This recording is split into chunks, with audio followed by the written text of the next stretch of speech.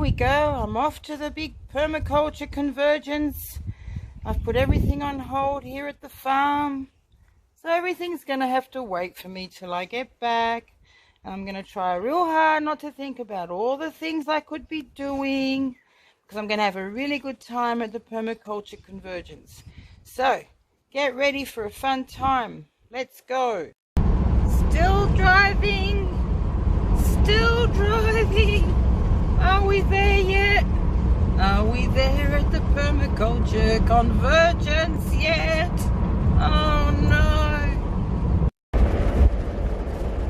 Thank goodness I'm driving away from this big accident that everyone's lined up for miles for. Yes, and I hope the people in the accident are okay. Looks pretty bad. Here we are, we've arrived. We've arrived to the Permaculture Convergence. Can I get someone to hold this microphone, please? Yeah. Oh, there we go, someone. All right, we're going to sing a song called Yulabariba. Yulabariba means we are the people of the sand and the sea, and it's a welcoming and a farewell song. It's a welcoming and a farewell song that we do to welcome people and to farewell people. And this song, Yulabariba, I'll sing it, and I'll actually get you to join in by clapping your hands at the same time as the sticks. Now I want the men to grunt like koalas. Can you all grunt, men? Say 8 on the count of 3. 1, 2, 3. 1, 2, 3. 1, 2, 3.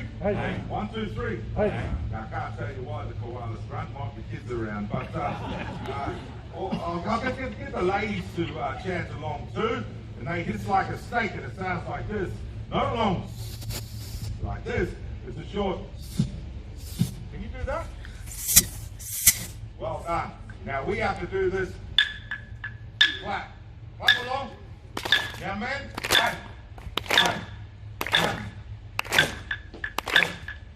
Ladies. All together.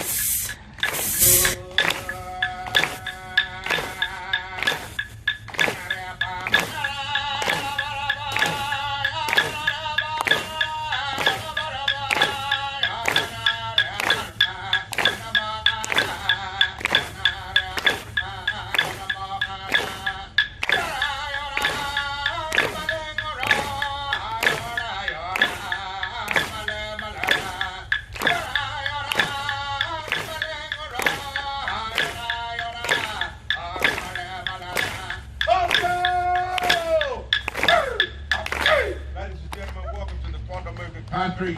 Enjoy yourself here on the lands of our ancestors, on the footsteps of our people, and may you join in the essence of our land. We're losing all that delicious heat, and we've got a barrel load of wood. So really inefficient in that context. Throw that into a village context though, where it's still warm from the evening before.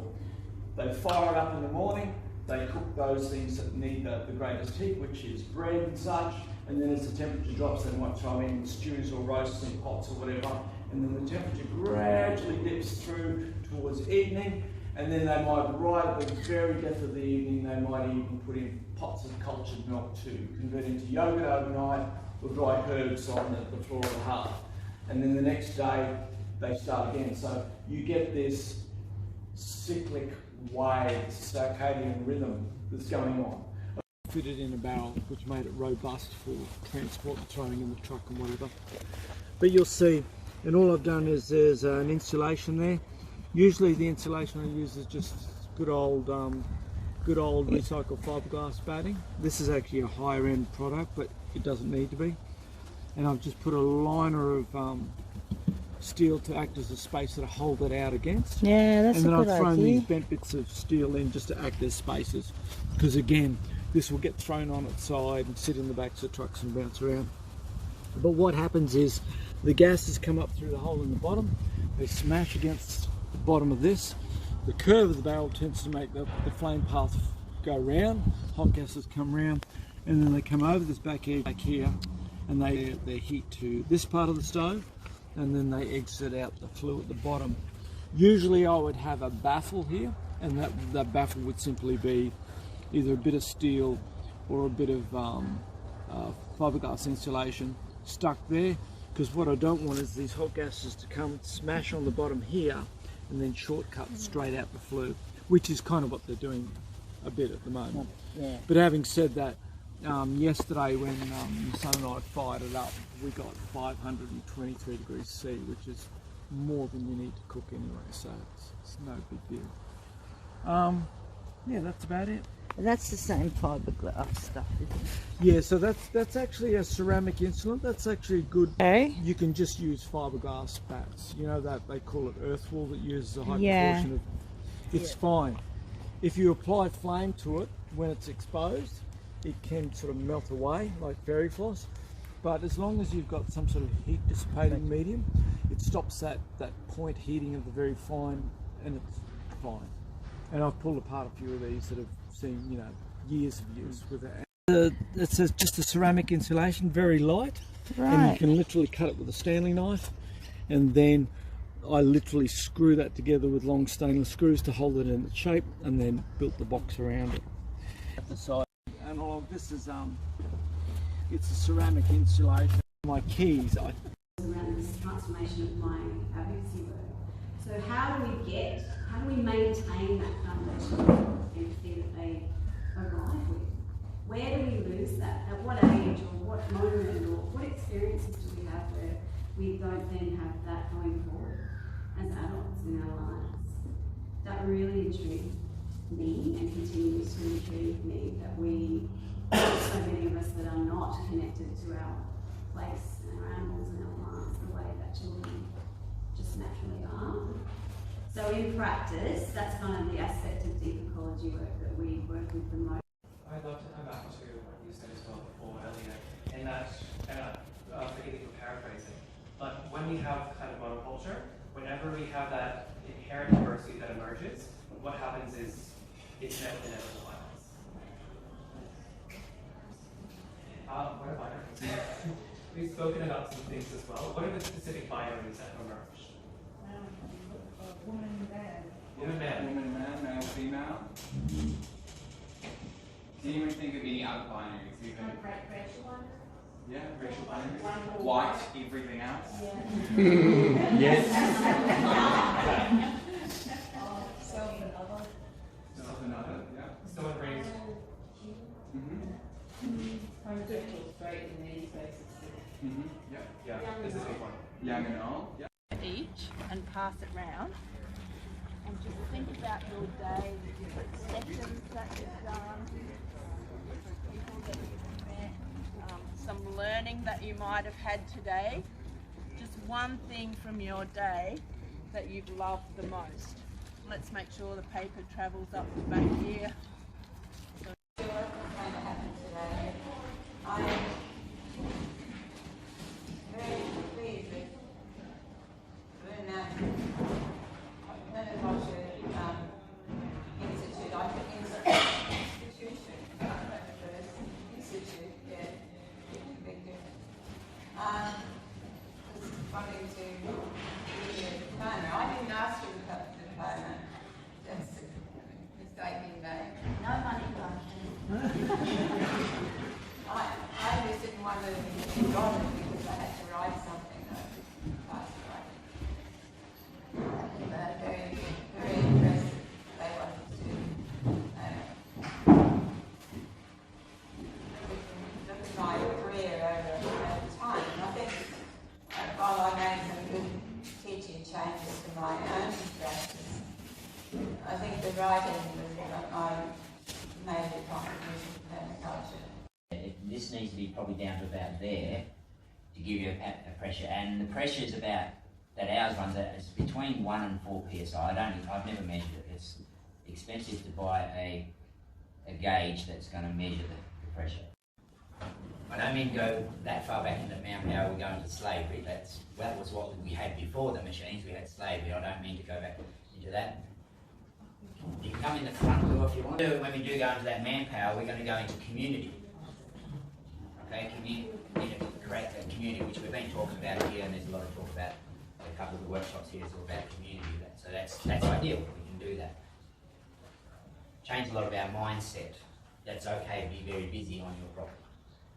And the function of a lot of society is you have a property and you spend 2 hours on a really big lawnmower and roaring around cutting the grass on the weekend, and then you can sit back and do nothing for the rest of the weekend, and then you've got 5 days of work.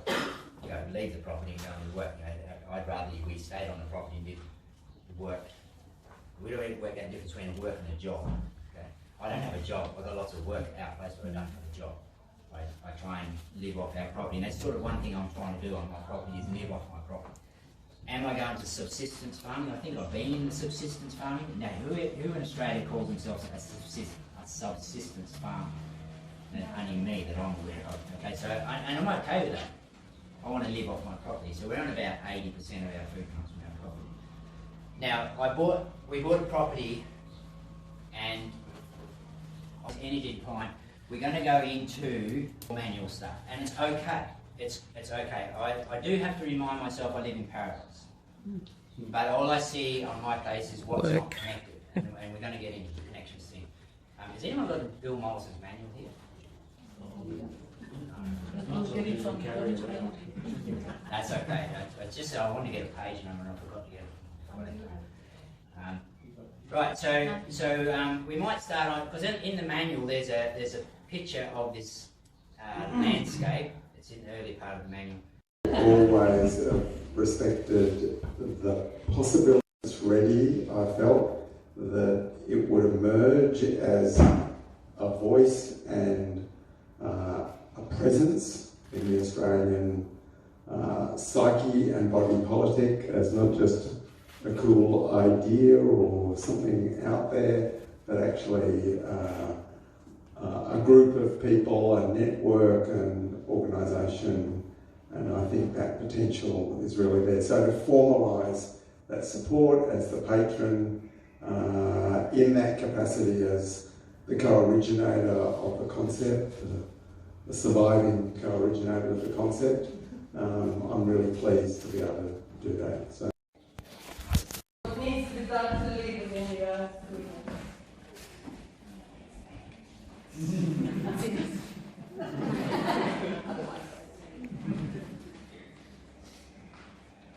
Now make the three spirits of this forest guide you, and what shall you unleash?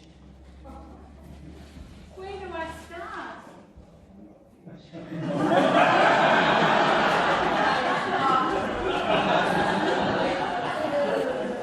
Well, you need to find people who are already taking action. Now they can help you. There's climate scientists. I suppose I could find a couple of them to help me. Yes!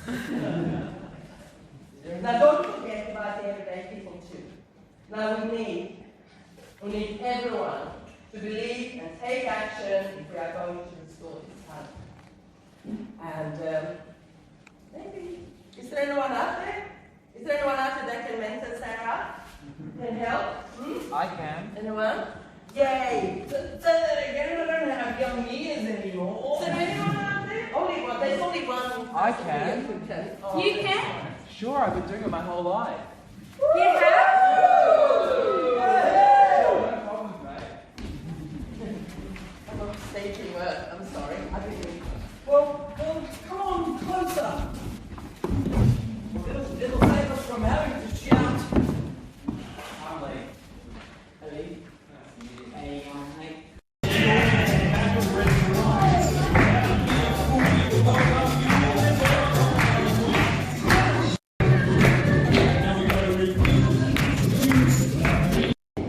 Because we've lost the ability to imagine that there might be life beyond those rocks.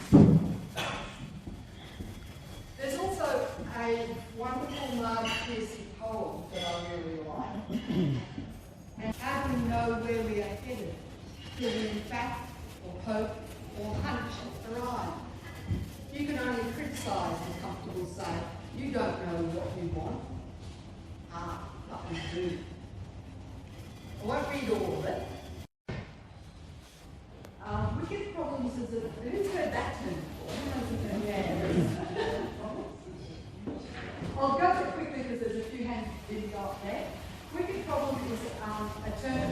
introduced in the 1970s by a couple of urban planners called Redland and Weber, and it's a problem that is not cause and effect, it's not linear. You can't just go like the scientific method sort of thing. I did this, that caused that, I can measure the effect and so on. A wicked problem is a problem that's ecological in structure, in that there's so many feedback loops that the minute you change something, you change the nature of the problem. And so you're constantly, it's shooting and moving target. You know, it's trying to solve a problem that is shifting as you try and solve it. They're dynamic. Wicked problems are dynamic. The interesting thing about wicked problems is that they suffer from something called the availability heuristic. The concept there is that wicked problems are incredibly difficult for people to imagine because it's really difficult to keep all the bits of a wicked problem. Or whatever, over here equals operating a small motor vehicle. Okay? Wow. And Bitcoin, now the data centers for Bitcoin, their carbon footprint almost equals the total carbon footprint of the global aviation industry. Whoa. And soon will exceed the entire energy consumption of Italy. Yeah.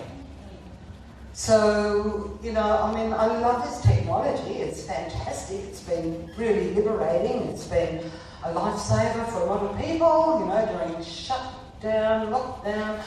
But is it long-term sustainable? You know, these are some of the things that I find very uncomfortable, and I'm sure some of you feel very uncomfortable because many of us have a vested interest in these systems perpetuating. Many of us do. Stay planted, but follow the sun with our whole body. So if you lead me,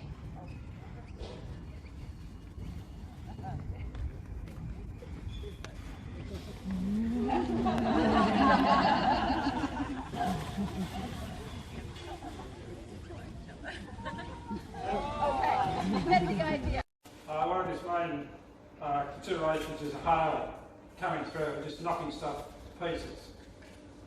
That's one of his biggest concerns. And also, in the dam out at Bondi, it's 9.1% currently. What's 9%? Yeah. At the moment. Yeah, currently The Peterson Dam, it's one of Queensland's kind of bigger dams. It's only 3 hours northwest of Brisbane. We're just coming after the end of the La Nina year, and the dam is currently sitting on 9.1%. Oh, yeah. Yeah, you can see that both ways if you were clear. It's either down 9%. Yes, made it from the bottom. There, Co. What did you think of the Permaculture Convergence here in the Redland Bay? I thought it was amazing. It was so full of information that I've been thirsting for. I feel like I've been in a desert, and now water. The information is the water that has quelled me. Thank you very much. Thank you, Maura. All right, you ready? So, Dick, what did you think of the Permaculture Convergence 2021? Yeah, look, I thought it was great, Francine. Yeah, a good mix of thinking and new stuff and meeting old friends and old colleagues. A great venue. And yeah, no, I think it was. I've been to 6, and I think this is one of the best. But then I'm been a bit involved with the organising, so I'm probably a bit biased. All right, thank you, Dick. Bye. Hey, Danny. So, what did you think of this 2021 Permaculture Convergence? Hi. Here at I really Redland Bay. enjoyed it. Yes. And I love spending time with the kids and seeing them really interact with everybody here. Everybody's been so wonderful with them. Yes, and they had a good time. Yeah, engaging with them and just accepting them, which has been really nice, having conversations. But I've loved the workshops. I've actually gotten a lot out of it. So I just need to process it now, get it all down, read all my notes, and Thank you. Thank you, guys. Thank you, Ruben.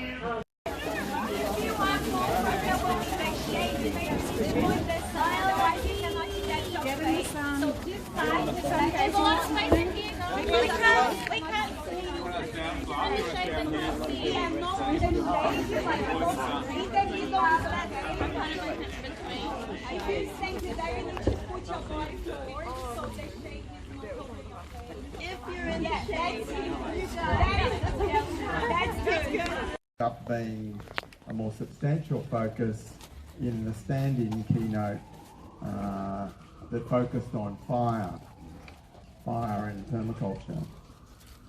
I suppose the climate emergency is a concept that is very galvanising, that's been very strongly articulated through especially the XR movement, and before that, going back, I suppose, as I remember it, about 2006, 2007, Philip Sutton and co sort of really using this framework of emergency. Culture Lucky Valley Group. Yay!